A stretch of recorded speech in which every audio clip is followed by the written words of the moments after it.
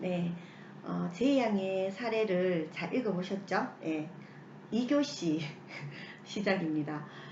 제이양의 사례들을 아주 조금 간단하게 책하고 다르게 간단하게 이제 여러분들하고 쭉 읽어봤는데요. 이 상담 사례는 우리가 이제 학문적으로 어떤 뭐 상담 심리학을 공부하는 것도 굉장히 중요하지만은 사례를 통해서 살펴보면 아마 그 상담 심리학을 공부하는 지름길이 되지 않겠나라는 생각이 들어서 아마 우리 책에서도 상담 사례를 제일 챕터 1에 넣어놓은 것 같습니다. 이 상담 사례는 여러분들도 어떤 보기 어때요? 이런 상담의 유형 중에서 이건 온라인 상담에 속하는 거예요. 온라인 상담에 그 사이버 상의 게시판이나 이런 데서 이제 올라온 상담을 전문가가 이렇게 상담을 해준 그런 상황이라고 볼 수 있습니다. 그래서 그 여러분들이 나라면 어떻게, 내가 만약에 상담자라면 어떻게 답변했을 것인가를 한번 여러분들이 생각해 보면서 그 전문 상담가께서 이렇게 답변을 한 걸 같이 보시면 좋을 것 같습니다. 그냥 보더라도 어때요? 이분이 내담자가 너무 막막하겠죠. 답답하고. 그래서 뭐 어릴 별로 그동안에는 큰 문제가 없었는데 사춘기 약간 이제 뭐 성격이 조금 예민한 성격이었어요. 뭐 예민한 게 꼭 나쁜 건 아니거든요. 예민함이 아주 이제 본인은 좀 힘들 수도 있어요. 본인이 예민하기 때문에 힘들 수는 있지만 예민함이 꼭 나쁜 건 아니에요. 그렇지만 이제 이게 어떤 실제로 어떤 사건과 맞닥뜨렸을 때 그게 본인을 되게 힘들게 할 수도 있거든요. 특히나 그 사춘기 때 좀 더 감성이 예민해지고 이럴 때 아마 친구들을 이렇게 사귀는 게 좀 힘든 그런 계기가 있었나 보죠. 그러면서 아마 되게 막막한 지금의 이런 상황까지 온 것 같습니다. 그래서 여러분들이 봐도 아주 이제 막막해 보이고 힘들어 보이고 아마 그렇지 않을까라는 생각이 들어요. 그럼 나라면 어떻게 상담을 해줄까라는 걸 한번 생각하면서 이제 우리가 이 전문가가 상담하신 것을 한번 보시면 좋을 것 같습니다. 한번 볼까요? 네. 상담의 답변입니다.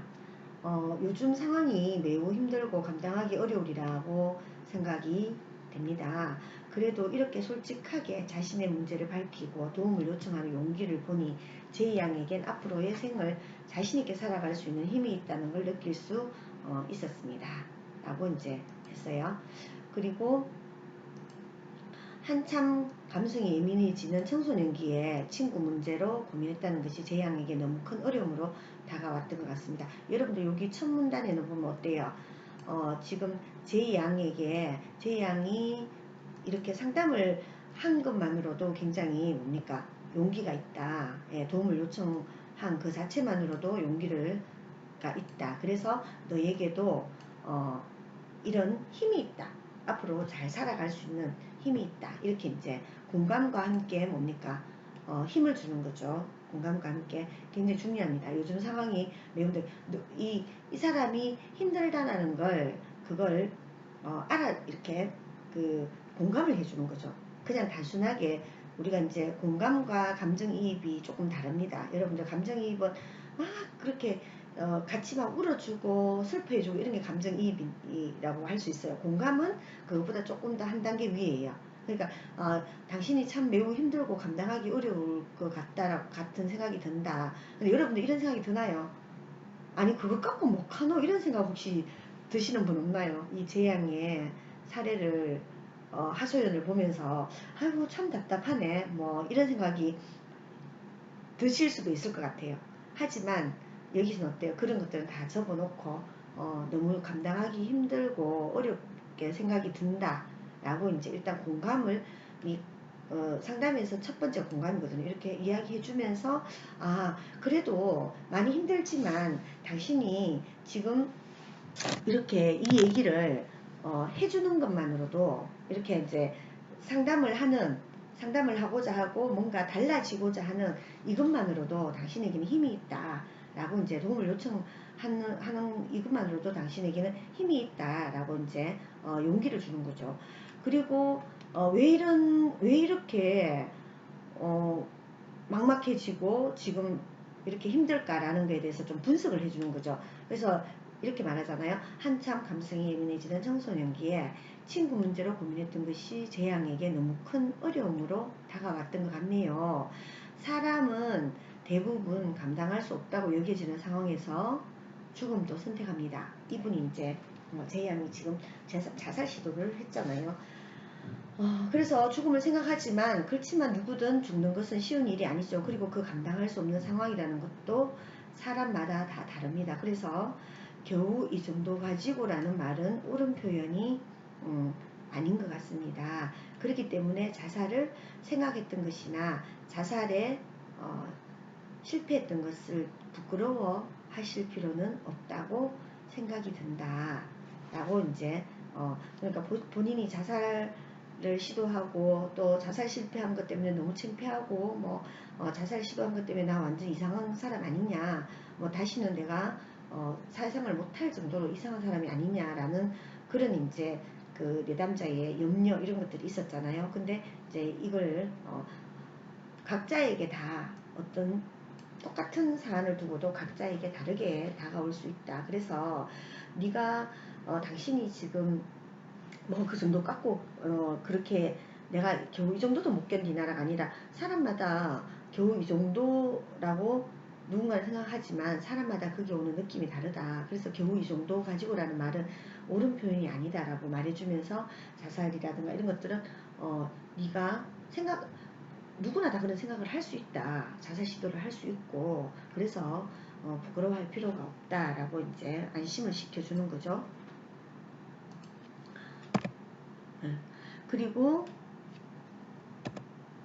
사람의 몸은 마음, 우리 정신적인 것과 이렇게 연결이 되어 있기 때문에 심리적으로 불안하고 초조하고 불편하면 신체적인 증상으로 바로 연결이 된다. 그래서 당신이 마음이 힘들고 그러다 보니까 신체적인 증상으로 나타난 거다. 뭐 위경련 이런 것들이 있는 것처럼 그런 것이다. 그래서 이분이 이제 보면 그 몸이 아파서 병원을 뭐 건강검진을 다 했다라고 했잖아요. 그거는 이제 가보니까 뭐 다른 몸에 이상이 있는 게 아니라 이제 신경정신과에 가보라고 했다는데 나 그러면 완전 이상한 사람 아니냐, 혹시 그 정신적인 그런 장애나 뭐 이런 게 아닌가라는 거기에 대한 불안감이 있습니다.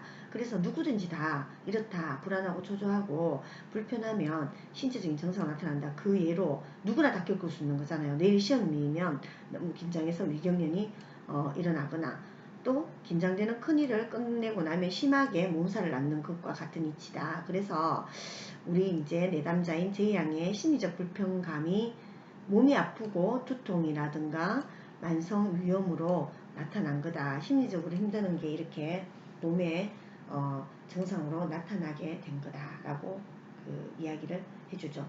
그리고 제양이 병원이라는 곳에 대한 불신과 자신의 현재와 미래에 대한 두려움을 가지고 계신 것을 이해한다.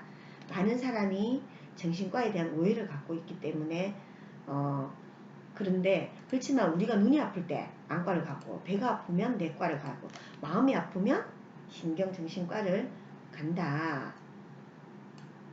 그래서 신경정신과라고 해서 일반적으로 생각하듯이 영화에서처럼 아주 상태가 심해서 감금 되는 그런 뭐 소위 이제 정말 정신적인 뭐 장애, 완전히 이제 정신적인 장애가 있는, 여기서 이제 미쳤다라고 얘기되는, 그런데 이 표현은 제가 봤을 때 이 상담자께서 별로 좋은 표현은 아닌 것 같습니다. 예, 그러면 정신적으로 아주 이제 장애가 올 만큼 그렇게 이제 얘기되고 있는 그런 사람들만이 가는 장애인만이 가는 그런 곳이 아니다 라는 걸 이제 말해주면 좋을 것 같아요. 여기서 이제 이런 표현은 사실은 좀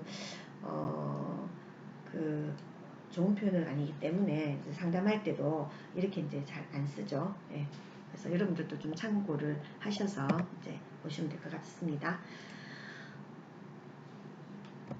예, 그래서 남들보다 예민한 성격을 가졌거나 혼자 감당하기엔 벅찬 여러 문제로 스트레스를 받는 상황이거나 이로 인해서 머리가 아프고 밥을 못 먹겠고 몸이 아프거나 하는 사람들이 그 힘든 문제를 상의하기 위해 가는 곳이 바로 이 신경정신과라는 거죠. 그러니까 우리가 정신과에 이런 경우가 되게 많아요. 이분만 그런 게 아니라 보면 저희들도 이제 이렇게 상담을 하다 보면 그냥 단순하게 이렇게 면담하고 그래서 이제 상담을 통해서 되는 경우가 있고 약물 치료를 해야 되는 경우가 있습니다. 그럴 때 약물 치료를 해야 되는 경우에는 병원에 가야 되죠.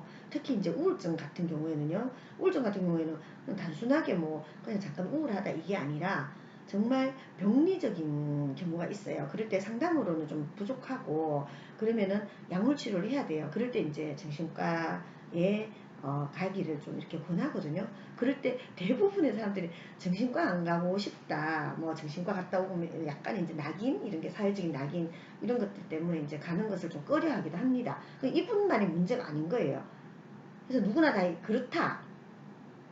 그렇지만 앞에서 말했다시피 우리가 뭐 눈이 아프면 안과에 가야 되고 코가 안 좋으면 이비인후과에 가야 되고 뭐 치과를 가야 되고 또 위장이 안 좋으면은 내과에 가야 되는 이런 것처럼 마음이 아프거나 예, 마음의 병이 찾아오면 마음이 아프면 예, 이게 꼭 뭐 중증이 아니더라도 마음이 아프면 병원에 뭐 정신과 갈 수 있는 거죠. 그래서 이제 그렇게 생각하고 가면 된다. 그래서 거기 가서 어, 힘든 게 있으면 이제 상의하면 되는 것이다라고 이렇게 이분이 이제 제 양이 어때요? 정신과에 가는 걸 내가 완전히 뭐 감금당할 정도로 뭐 정신병원에 입원해야 되고 또 거기에 입원하는 사람들은 완전히 이상한 사람이고 이렇게 생각하고 있거든요.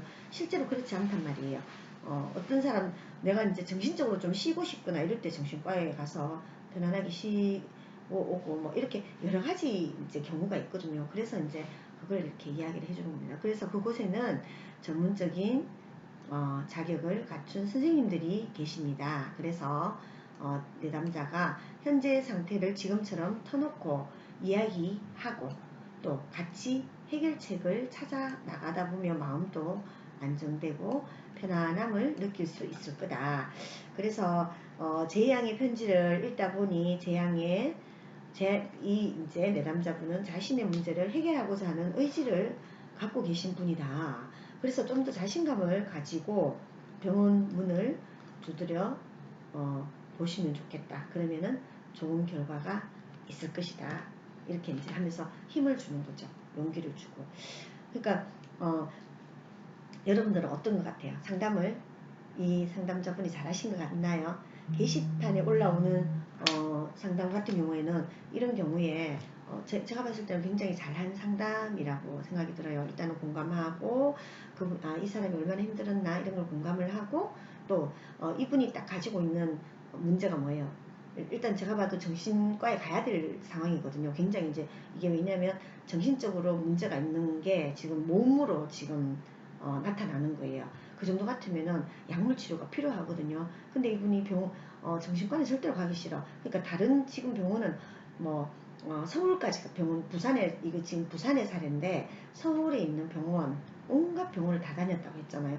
근데 그 병원에는 가면서 정신과를 가게 되면 뭔가 좀 굉장히 문제가 있는 사람이다라고 그렇게 보는 이런 인지 잘못된 거죠. 생각이. 그럼 이 인지적인 왜곡이 있는 거죠. 그걸 이제 바로 잡아주는 이런 걸 했잖아요. 그게 뭡니까? 우리가 눈이 아프면 안과에를 가고 뭐 이렇게 팔이 아프면 뼈를 다치면 정형외과를 가고 뭐 이렇게 이제 인지적인 왜곡도 같이 잡아주고 그리고 마음적으로도 편안하게 해주고 그리고 한편으로는 뭡니까? 당신은 정말 그런 힘을 가지고 있다. 힘을 가지고 있는 사람이다. 왜냐? 이렇게 상담을 오는 것만 해도 굉장한 용기이고 또 자기 삶에 대한 자신의 문제를 해결하고자 하는 의지를 가진 그런 사람이다.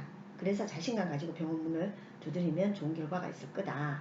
그래서 당신은 충분히 잘 살 수 있다. 라고 이렇게 힘을 내게 해주는 그런 저는 아주 잘한 그런 상담이라는 생각이 듭니다. 여러분들 상담 사례를 하나 보니까 어떤가요? 훨씬 더 상담이 이런 거구나 라는 생각이 들죠. 이 상담은 이제 사이버 상담이에요.